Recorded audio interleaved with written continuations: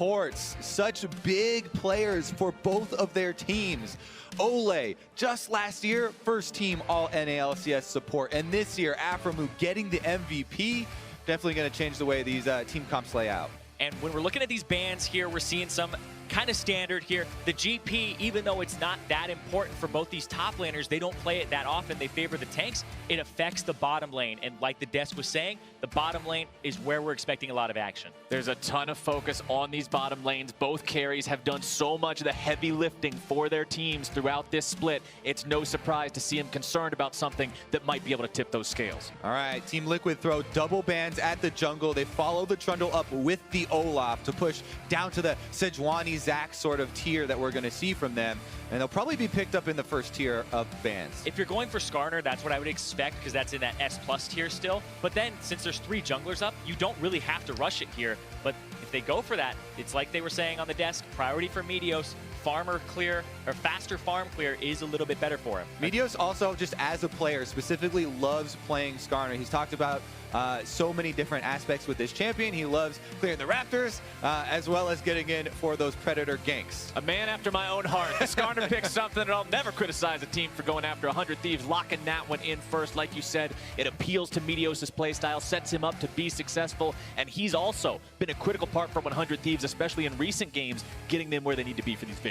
Meanwhile, on the other side, though, they did have to give up to Team Liquid the Caitlyn pick that we've been talking about so much, being a very high priority in both of these team strategies, especially since if you're going to pick one of those other level 6 crowd control AD carries, they're going to have to make something happen and divert the Caitlyn scaling. Exactly, and the thing that's absent here for me that's been in almost every other pick ban, Xayah Rakan, at least a ban coming through because it's a very powerful bottom lane. And if 100 Thieves, I would expect them to go for something along those lines here, but it looks like they don't want to have mid lane banned out with a priority for TL. Yeah, and if you don't go for it in the double pick here, then you don't want to get half of the duo. So it looks like that one probably will pass through the fingers here. Ryze, very high priority though.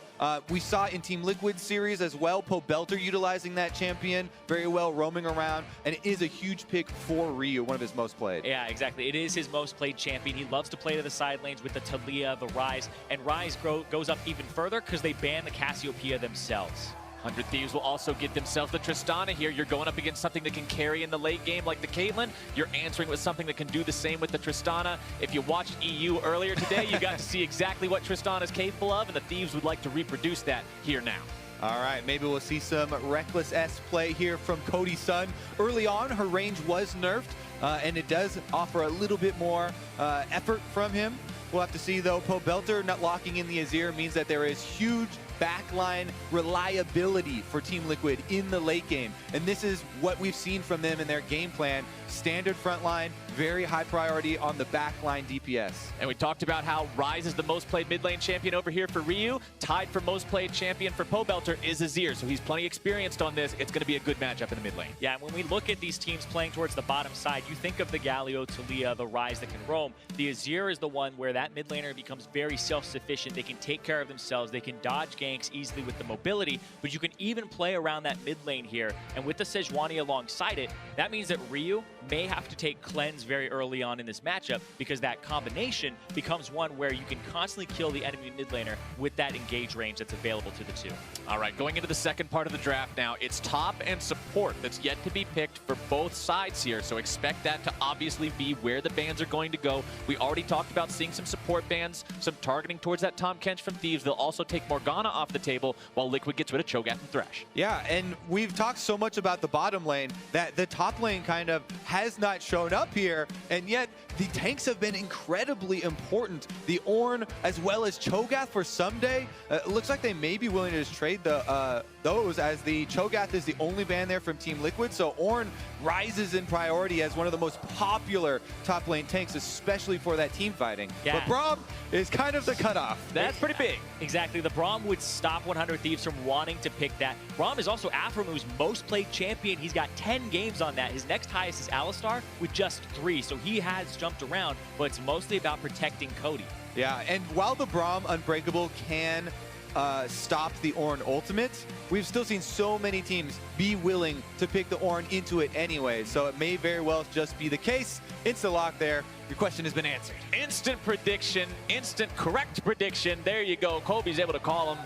Easy peasy 1, 2, 3. To lock that one in on the side of 100 Thieves. And now we'll see what they decide to do in the support role. We talked about how that Braum was a big denial. So what do you go for instead?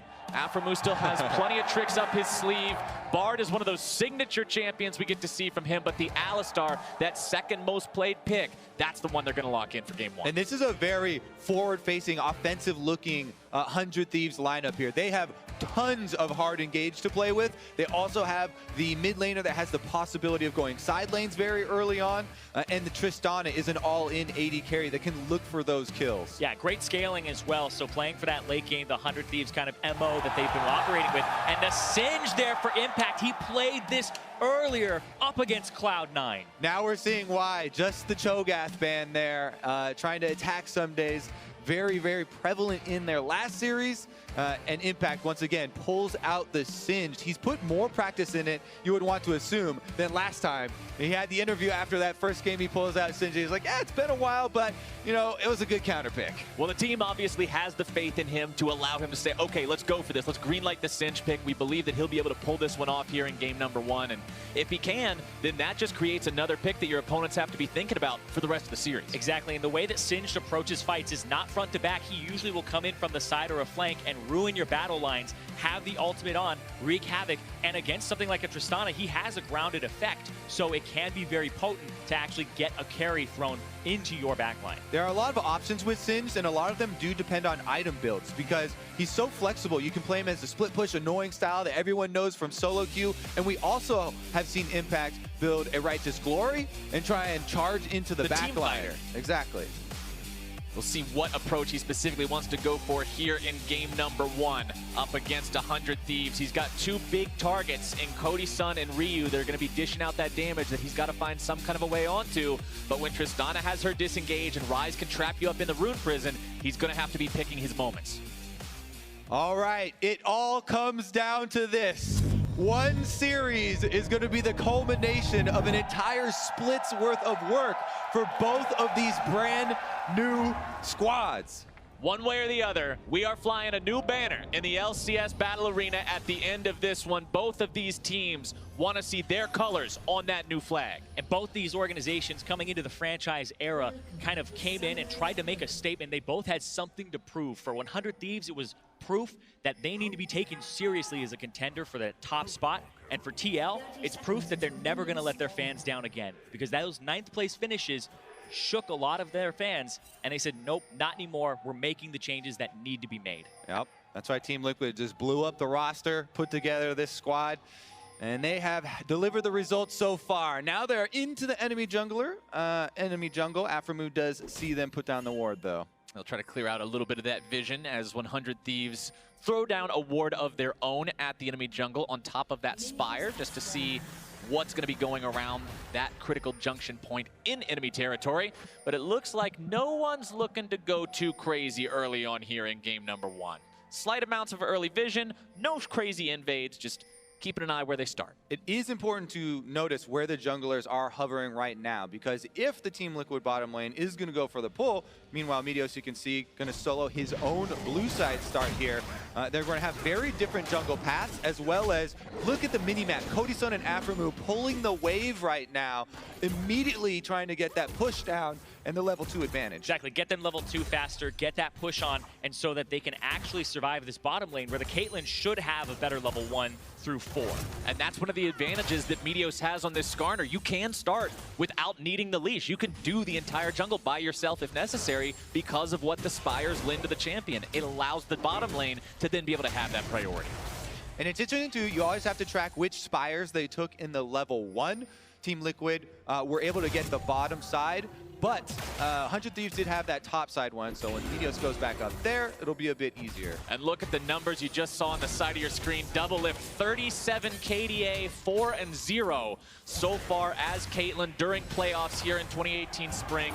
The man has been a monster on the pick, and Impact is really going to have to respect the damage from Ssumday early on here. Yeah, speaking of a monster there, Ssumday dealing a decent amount of damage with the Ornn. Impact trying to heal back up though, and he does have minion dematerializers on both sides of this lane. And you think about these two players, the last time they went up against each other, it was that new game on that patch where Ssumday, he got Impact playing Shen into him, and then he got solo killed. And then it ended up being Impact taking over the entire game. Ssumday has had that in his mind because that's the one game they've lost in that second half of the split. He really wants to get Impact back for that, and you can see he's already kind of taking it to him. Yeah, Ssumday definitely had, even as far as the entire season is concerned, a rough start there, but he has really had a resurgence. Meanwhile, on the bottom side, you know, Aphromoo on this Alistar is something that people associate with him, you know, just because of the name, but also he has the most Alistar games of any North American LCS player ever, career long. And stylistically, the champion matches up so well for him. When you think about Aphromoo, you're thinking about a playmaker. You're thinking about the guy who makes things happen for the team, the one who decides, this is our engage, this is our moment, this is our fight. And Alistar is the perfect kind of a champion to enable that play style and those win conditions. And I remember when they played against each other, Olleh back in the NALCS lounge was saying he loves watching Aphromoo's Alistar in scrims because he'll change whichever skin he has based on how he's feeling, what face he has. Today he's got the pink chroma, so feeling a little good right now. Ryu feeling good about the damage he's finding onto Pobelter here in the mid lane, punishing him for being just a little bit too close to that wall. And we talked about this mid lane and how these guys have both got plenty of experience on these champions. That means one little step out of place and you are going to be punished for it. Yeah, Ryu on the Ryze was able to use his push early on, get enough money for his tier, then you use your teleport back for your first teleport. It does have the reduced cooldown due to Summoner Spellbook, and now he's going for the trades that he has the tier stacking. Exactly, but he also has the item advantage, right? So that's when you really want to take those trades, is when the other guy has a lot of gold in his pocket that he hasn't spent on items here. So even though it is just a tier, it does amp your damage on Ryze. Ssumday dealing a lot of damage to Impact here, and so far he's been winning this matchup. I feel like every time we pan up towards the top lane, we just see Ssumday smacking Impact around a little bit. He's building up a farm lead for himself. I mean, it's nothing that we're writing home about already. It's not GG top lane's over, but Ssumday seems to constantly just be eking out small advantages. Yeah, when you're playing the Singed, you typically just kind of take the L in the laning phase, and then eventually you get to proxying later, which gives you priority on backs. Right now, though, junglers have been attracted by all the aggression in top side. Xmithie's going to make his way over. All right, Xmithie in here first, finding a little bit of damage down onto Ssumday, who looks to get himself away. He's going to have Meteos Skarner's on his way here in just a moment. Should break out into a full-on 2v2 here. Meteos has the Predator ready to go, but will not actually get in the thick of it. They decide to disengage and stay. That's still really great because Ssumday didn't have to burn his flash there and gets to keep it.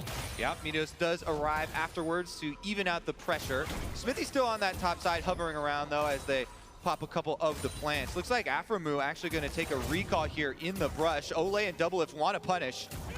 Olleh keeps walking up to just interrupt those backs, and this bottom lane has so far been going in favor of Team Liquid. And right now, DoubleLift and Olleh having a perfect spot in front of their tower here. They're just denying Cody Sun and Aphromoo access, trying to take advantage of the huge range discrepancy between the two AD carries. And usually you would call your jungler down here to help you clear this wave out and prevent a freeze, but because TL know that Meteos is on the top side, they know that's not an option. Exactly. A lot of the threat of a Tristana Alistar lane comes from all in. You know, the Alistar WQ combo and Tristana rocket jumping on. But without that extra pressure, there's no more bite. You've also got to remember, Aphromoo, no flash down here in the bottom lane means that they're also going to be more careful on the side of 100 Thieves. That means once Aphromoo goes in, there's not really a way out if you do end up getting punished. Maybe somebody else is waiting around the corner. Team Liquid recognizing that, and they're able to maintain control down here. Those numbers that we read off for DoubleLift's Caitlyn earlier, you don't get those kind of numbers by accident or by luck. This guy knows how to play these types of champions and be successful. Yeah, and he's been very successful in this game right now. If you look at the CS lead that he's been able to accrue, him and Olleh consistently trying to put that pressure back. Cody Sun takes another trade there. Peacemaker landing. And this is kind of deadly here for 100 Thieves. The wave is going to slow push towards them, so you see them backing off. But then now Meteos is on the bottom side, but he is level 6 before Xmithie is. So Meteos, this is the time where he would go for a gank with his flash and try to make it work. Yeah, it's one of those Skarner advantages. Predator also should be available very soon for him as he's got his boots already. Gonna hand off the blue buff first to Ryu, and he reveals himself on this ward. So once again, when you talk about slow pushes, it provides two separate things. Like, there is an amount of pressure due to a slow push, and it threatens possible dives or threatens possible objectives elsewhere on the map while the big wave is being taken care of. And now you've got all of Liquid rotating over here, looking to take down the first Drake. Ocean Drake #1, just about 8 minutes into the game. Seeing Meteos on the top part of the map near the blue buff, that's your green light to take down. Yeah, Meteos is going for the enemy red buff here, and you saw Impact already pulled off of the top lane minion wave, and he just went, okay, I'm going to defend the jungle. Team effort here to try and at least track Meteos and figure out where he is, like the analyst was saying. Ocean Drake definitely a big one for them to pick up, especially for Impact, who's been taking a beating up on that top side. Definitely wants to make use of that regeneration. Yeah. Later on, it can also help Singed a lot for proxying, because the minions won't take off that regeneration, and he can keep his distance from champions. Yeah, and he's all over that regeneration. He has the Corrupting Potion. He has 2 Dark Seals already to make sure he has that extra healing from the potions. And we have a lane swap here coming through for 100 Thieves. Because they have a wave crashing bottom, they get to do another thing with this slow push and go try to make a power play. Exactly. We have a bit of a pendulum here as the power swings back to 100 Thieves on the top side. Meteos never left after counter jungling up there. Nobody can help Impact here. It's a 1v4 under turret. Meteos has everything available here on the Skarner. The damage coming in, the dive going through. Impact flashing away, still looking to maybe survive. Cody Sun with the damage! And first blood to 100 Thieves. Cody Sun finishes that off. 100 Thieves make the first move, and they are rewarded for it. Turret also going to fall. Bonus gold available. Yeah, that turret is going down so quickly as well. And you see Xmithie's on the top side of the map. He's not going to help on the bottom. And we saw 100 Thieves go to full 5 games in the semifinals. What was it that brought this team to come out with the victory over Clutch Gaming? The macro, the shot calls, making that extra element come through, and that's what they're doing here. The element of surprise is always something that you can leverage. It'll get you a win. It'll get you a large advantage, because if they aren't expecting it the first time, it'll definitely catch them off guard. And that's TL going to have to kind of harden up and realize a lot of things can happen when the bottom lane backs. They could be anywhere. It's always nice to see a team that's in a bad situation react with a proactive move. Cody Sun and Aphromoo were getting denied CS on bottom side. DoubleLift was able to accrue and hold a decent CS lead, but they make the first move. They swap out of the bad situation. They get the first blood, they get the first turret, and they've got something back for themselves. And even though that turret count was evened up by Liquid shortly thereafter, the bonus gold from being the first ones to the trigger pull means that 100 Thieves still has about a 1,000 gold lead. Yeah, and that gold is spread out. It's not on just Cody Sun. He got that first blood, but he didn't get the first turret by himself. There were about 2 other people alongside him, so it was split up as opposed to just that 650 on a single guy. And when we see plays like this, and action is now starting in this game, you have to keep in mind the overall team comps and the goals of these teams. DoubleLift and Pobelter are still trying to scale up on that Caitlyn and Azir for the deadly late game team fighting. We have some extra components here around mid lane that we're looking at options, but nobody takes the aggressive look. And there's been no swap back here from 100 Thieves to try and pressure that bottom turret. So Rift Herald is what you would expect to be in the future here for them. As TL, they notice there's a neutral objective up top, not on the bottom side, and they'll swap themselves up and try to match, once again, Cody Sun versus this DoubleLift Caitlyn. Well, we did get to see Team Liquid take the first neutral objective of the game. The next Drake that's going to be spawning is that high-value Infernal Drake. We'll likely see both teams concerned and contesting that as well. Rift Herald alive means this top half of the map could get very spicy very soon. Meteos moving around, taking advantage of the fact that Skarner is adept at soloing these objectives because of his spammable shield, his high damage output with the continued Qs. They're trying to force it. We'll see if Liquid can move in time to stop this. Rift Herald. They don't have Azir, though. 1/3. Teleport is going in. They're going to go for it. All right, Olleh going to be the one soaking the damage here on the front line. Aphromoo backing himself away now as well.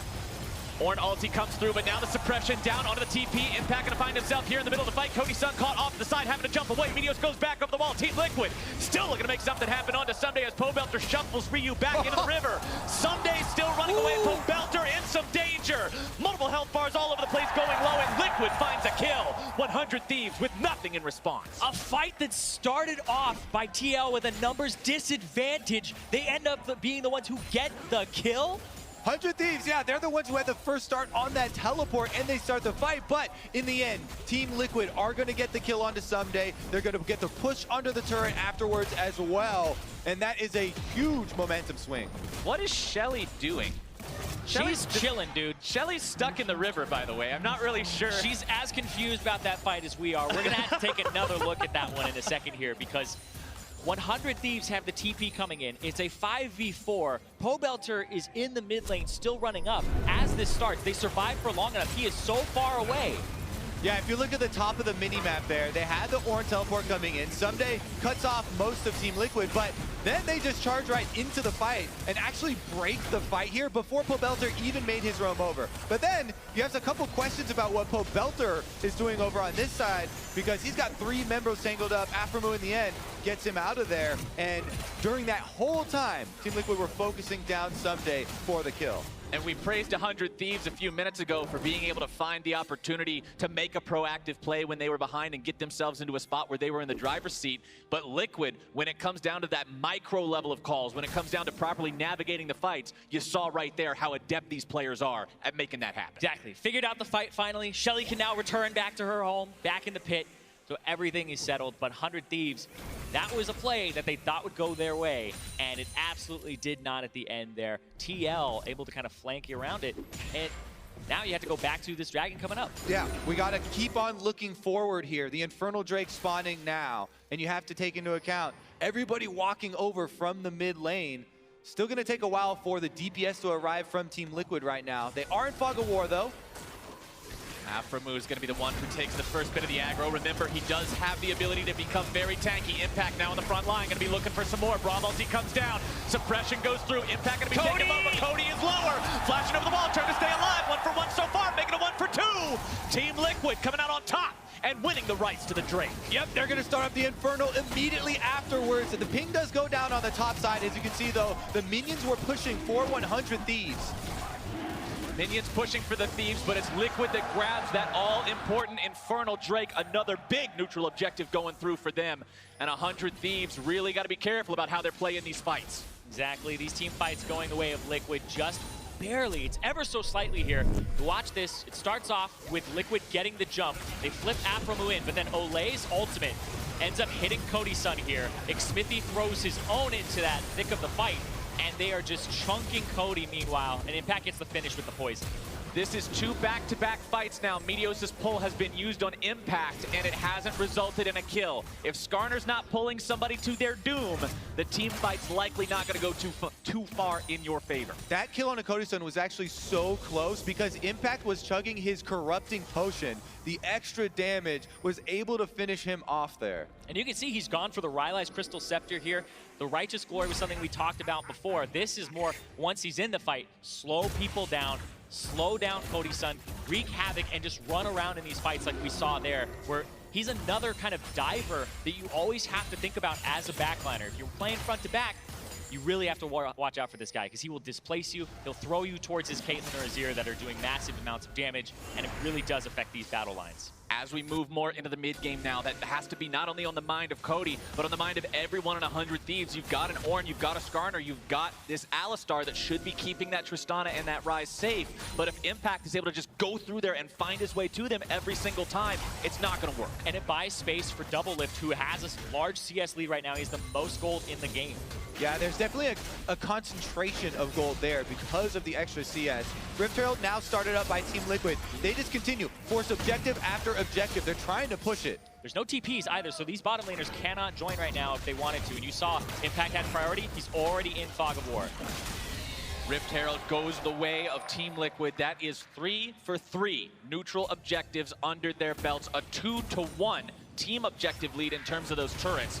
They are currently owning everything about this map. We'll see what they can turn that Rift Herald into here. They've got control over the mid lane. That turret's still standing pretty strong. Yeah, the last outer here is the mid lane. That would definitely be the next target. There's a lot of defensive vision you can see from 100 Thieves that they've kind of been pushed back into their own territory and all these control wards used to try and stop invades. But that has just meant that Team Liquid continually forcing these outer turrets, these outer objectives in the Dragons as well as the Rift Herald. Meteos is on a ward bottom side for this attempt. Yeah, Meteos has been pretty hamstrung this game. Impact has kind of had his number with wards, also stopping him from kind of getting around in their own jungle unawares. But Meteos hasn't been able to do too much, especially in these fights too. Like you were saying, Captain Flowers, those poles have to have a large impact on them. And it just hasn't been there quite yet.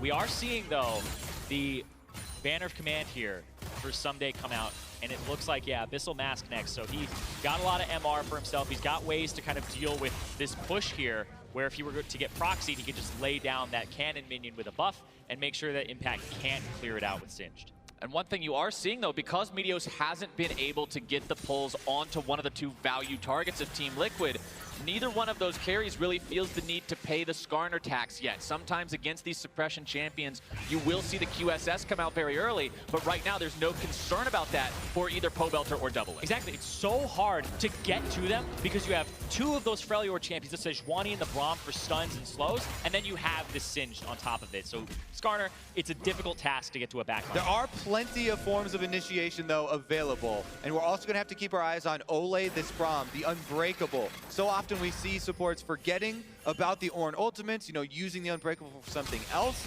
and not having that for the team fight. If an Ornn ultimate comes through and sticks up the whole team, it makes the other members' jobs that much more easy, and Meteos can get one of those pulls. Yeah, you have to kind of force out that Unbreakable before you throw out that ultimate. So Ssumday's kind of secondary engage, and you're relying on somebody like Aphromoo or Meteos to really start these fights. You can see Ryu pushing up the top side here, just trying to get more map control, more map priority, shove this lane up, make Pobelter answer that. He'll summon up that special Sun Disc to help him defend that, but Impact, no fear this game, just continually causing that pressure in the side lane, pushing this up here as well. And they're waiting for an opportunity to use that Rift Herald from Xmithie. He still has that, remember, and that could reward them with a turret here. And especially with Baron in 45 seconds, more priority means more likelihood that you're able to get that objective. And right now, where 100 Thieves would want to make a counter move would possibly be when Team Liquid are spread out with Pobelter very far away. Because their advantage in mobility is in the Ryze on the side lane versus an Azir in the side lane. You can see Pobelter there just roamed up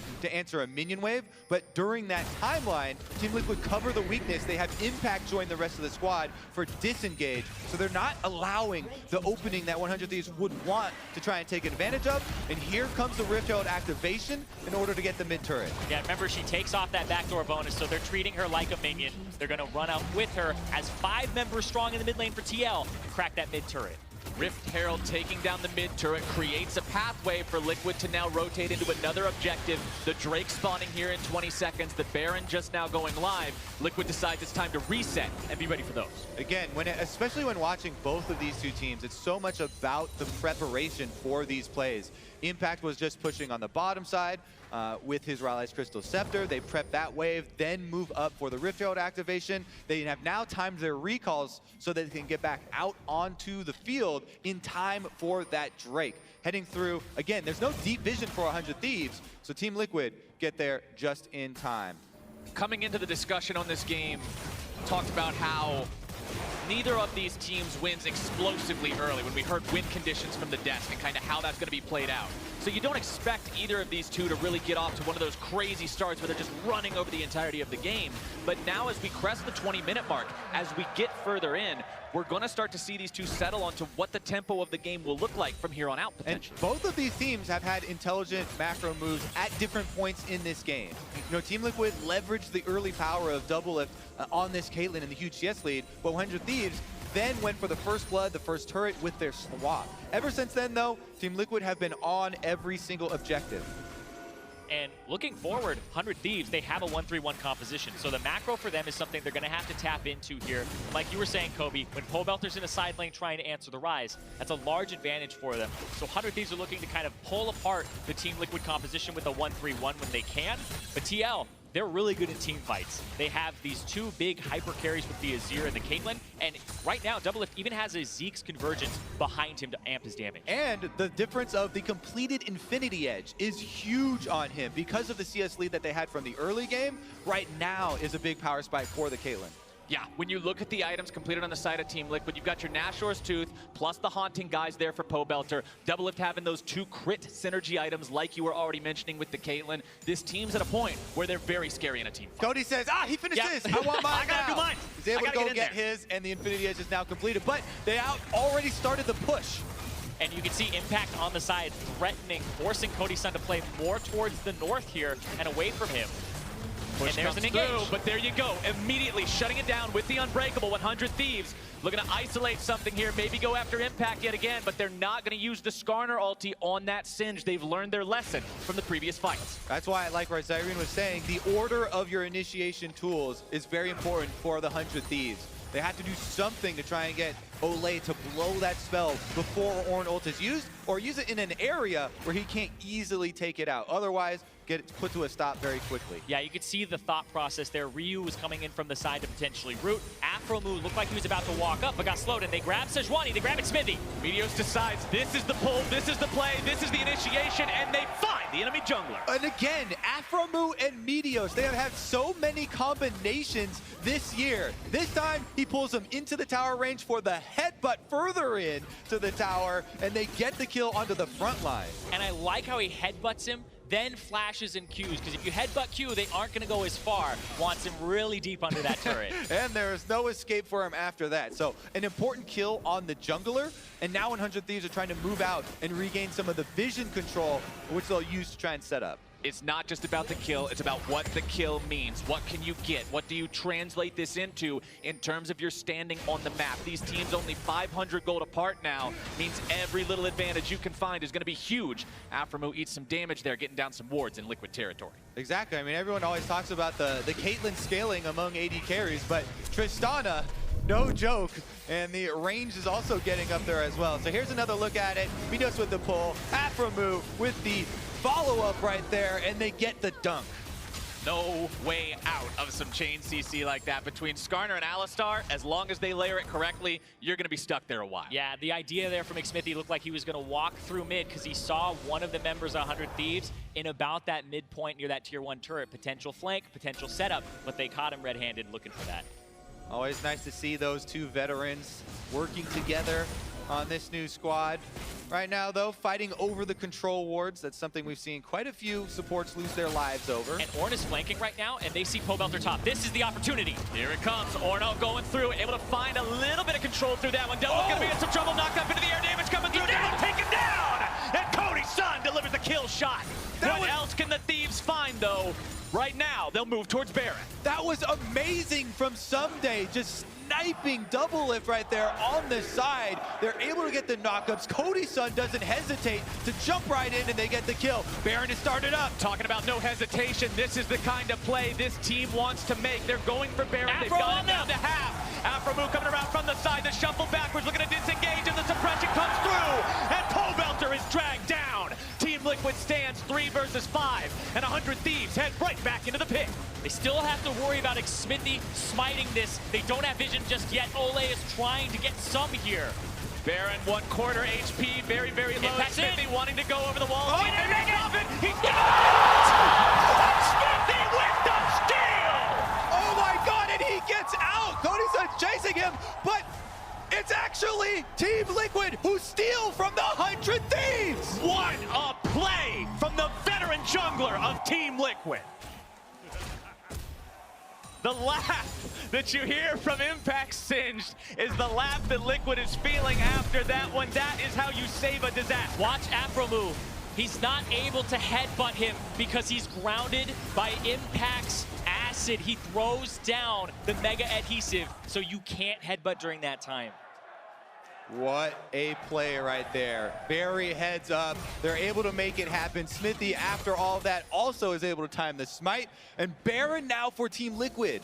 And you saw the look on Meteos' face there, as now 100 Thieves might be able to find the pick that keeps this Baron play at bay. Cody Sun has the damage to pick Olleh off there, and that is big for slowing this down. 100 Thieves do not give up. They continue to force plays here, and now they're back at it. 100 Thieves once again in the driver's seat. Ornn comes through. Pobelter knocked up into the air, having to flash away, keeping himself alive. Aphromoo taken down. DoubleLift's got the damage. He's out of there. And Liquid responds. Xmithie gonna get the slows here onto Ssumday. Will they chase him down? Impact coming through. Cody Sun's at half HP for this fight. 100 Thieves needs to be very mindful of that. Liquid still looking to maybe find their opportunity. Impact on the side. And they still have the Baron buff, so they still have so many options. Yeah, now they're going to be able to go straight towards that Ocean Drake. They got the mid priority, and now they have all 5 members back up. Olleh is on his way. Yep, DoubleLift, he just pushed that mid lane minion wave. They get the objective, and now they can switch back. 4 for 4 elemental drakes for Team Liquid. You talk about win conditions, 35 minutes rolls around, that could be a big one. Let's take another look at the pick potentially onto Pobelter. Aphromoo goes in, but it's the cleanse flash there, and he also gets his ultimate off after he gets chunked for about half his HP. Pobelter with another escape here on the Azir.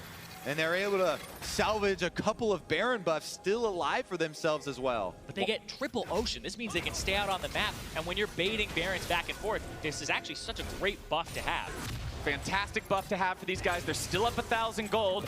80 carries. We talked about how important both these guys are for their teams. They're both at that 3-item power spike these champions are known for.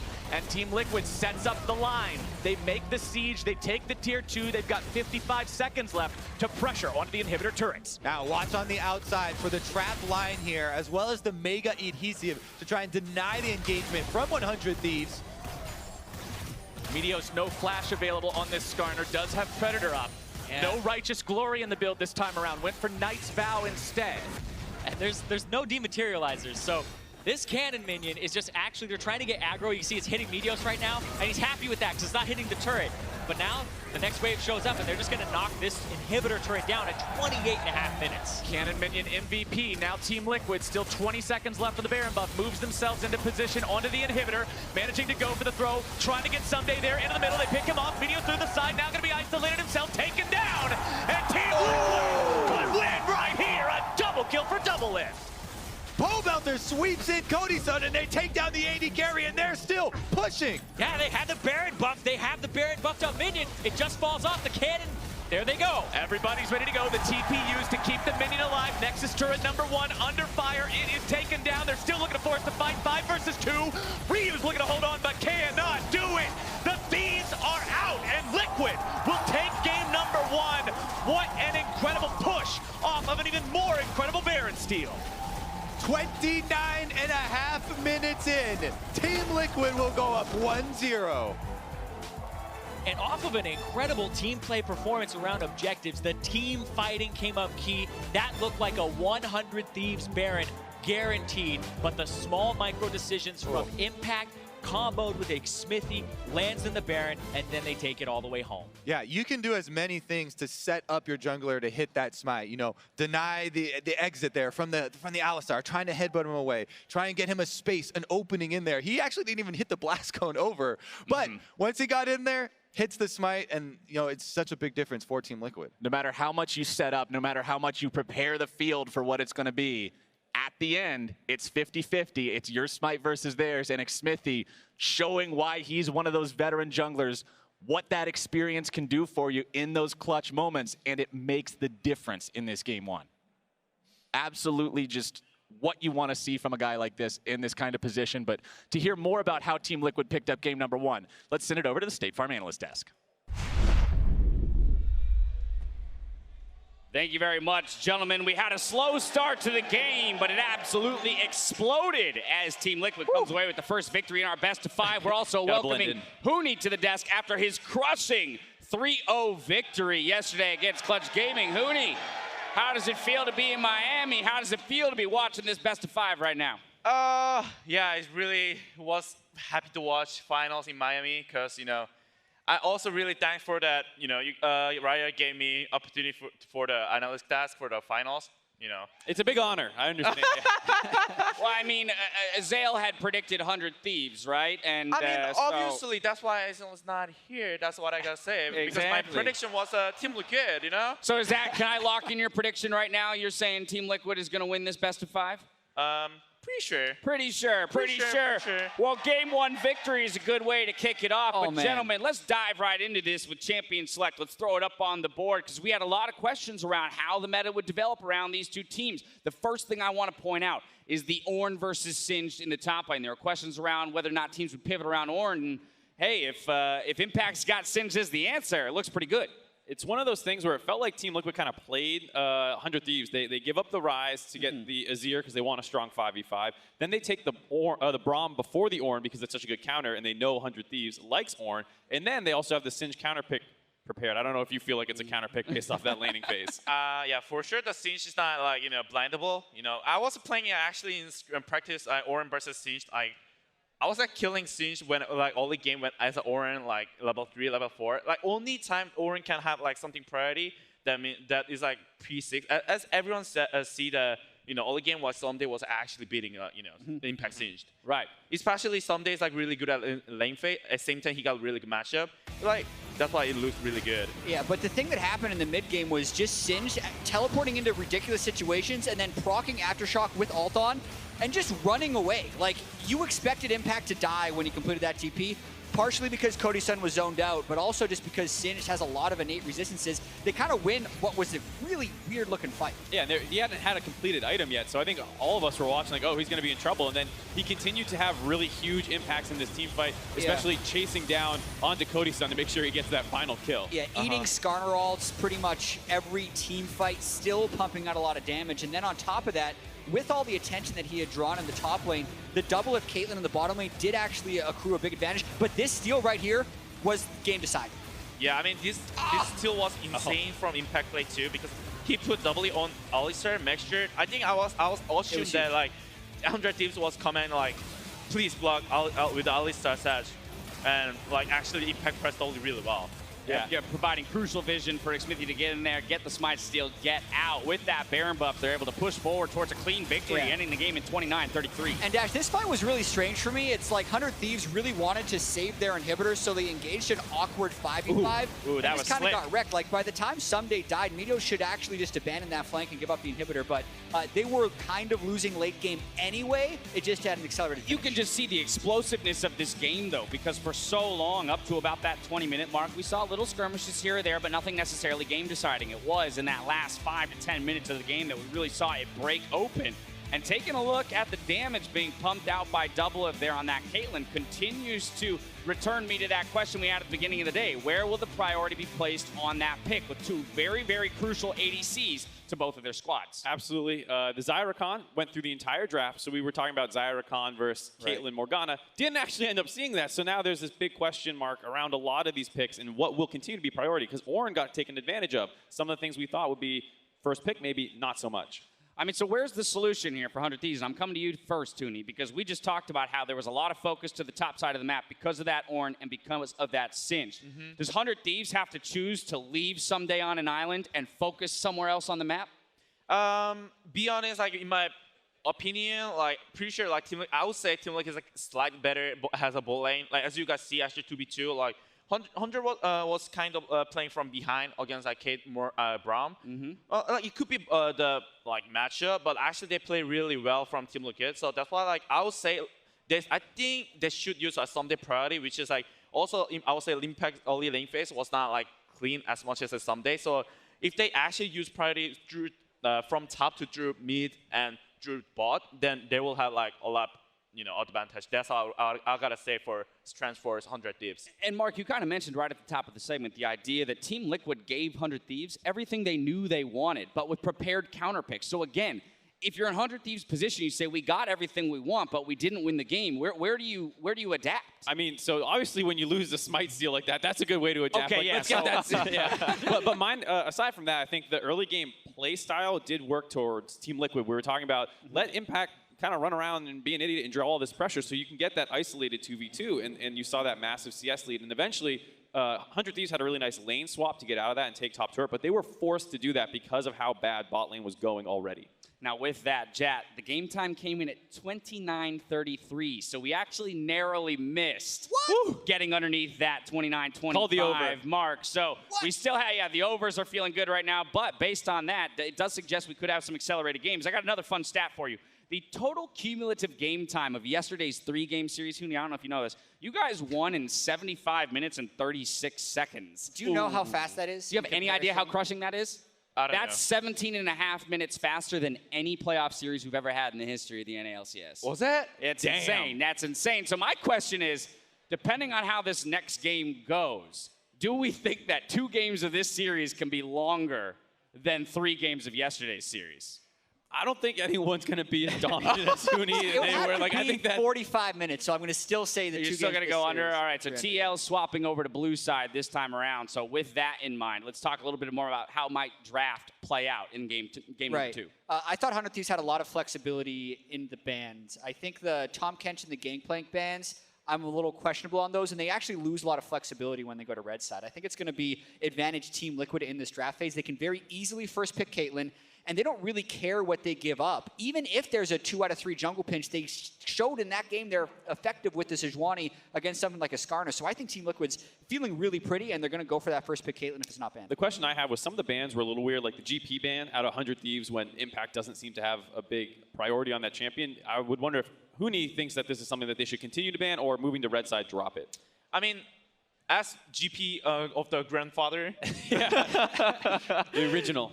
Yeah, I mean, I'll say, I think it seems like both top laner doesn't have that much confidence to play actually GP on the stage, because it's really hard to actually play GP perfectly. Like, as you know, like when you play against tank, like when you play tank, like even though you kind of mess up, like you can always like bring another stuff because you have so much stuff to actually being stable as a lane. But GP is like really, really risky that like if you mess up once, then you keep messing up. Like, Tanks being more forgiving than GP. So there's some thoughts ahead of game number 2. A reminder that MSI tickets are available for purchase. Get yours to see today's winner battle it out in 2018's first international tournament. For now, though, we're stepping away. When we return, it's game 2 of Team Liquid versus 100 Thieves.